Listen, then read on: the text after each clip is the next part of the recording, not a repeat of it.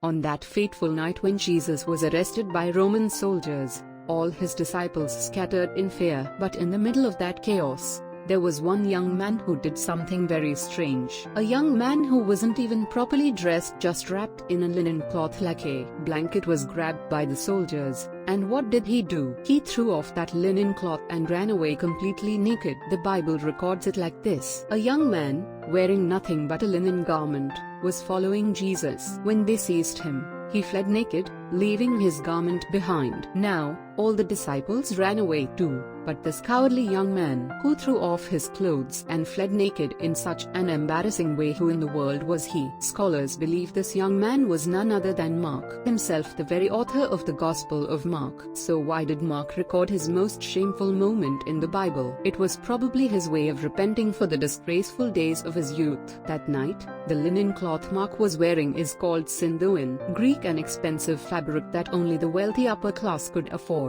In other words, Mark was the son of a considerably wealthy family in Jerusalem. In fact, that famous upper room where Jesus had the Last Supper, that was the house of Mark's mother, Mary. It was a mansion large enough to hold 120 people. Most likely, Mark saw Jesus and his disciples leaving his family's upper room after having a serious conversation, and out of curiosity, he just threw on an expensive blanket and secretly followed them. But reality was harsh. When faced with the gleaming swords of the soldiers, this rich kid threw away all his dignity and pride and had no choice but to run away naked just to save his life. Time passed. The risen Jesus ascended to heaven, and the early church was established. Mark, riding on the strong coattails of his relative Barnabas, joined the first missionary journey of Paul and Barnabas, the greatest missionary team of that year, as an assistant. Like all of us, he was probably enthusiastic at first, but missionary work was no romantic adventure. Perga in Pamphylia,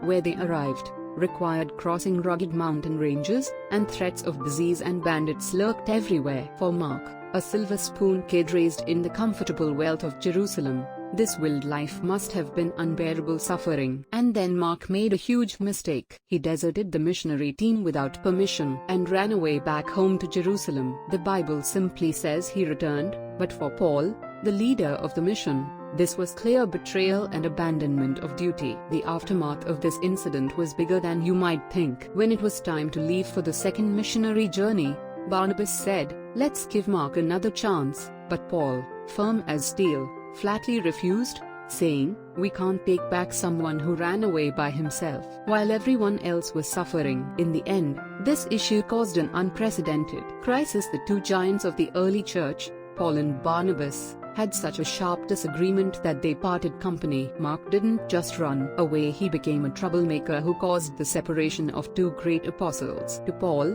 Mark was branded as someone completely useless for ministry, running away naked at Gethsemane, running away from the mission field because it was too hard. A young man rejected even by the great apostle Paul, who told him, "You're not qualified." This is the picture of the young gospel writer we know as Mark. But here's the thing: how on earth did this cowardly runaway transform into the great figure who wrote the very first gospel in human history? And not just any gospel, but the majestic gospel of Mark that roars like a lion. In the next episode, I'll share the decisive encounter and the incredible turnaround story that lifted him back up until Paul himself confessed, "Mark is useful to me for ministry." Stay tuned for part 2.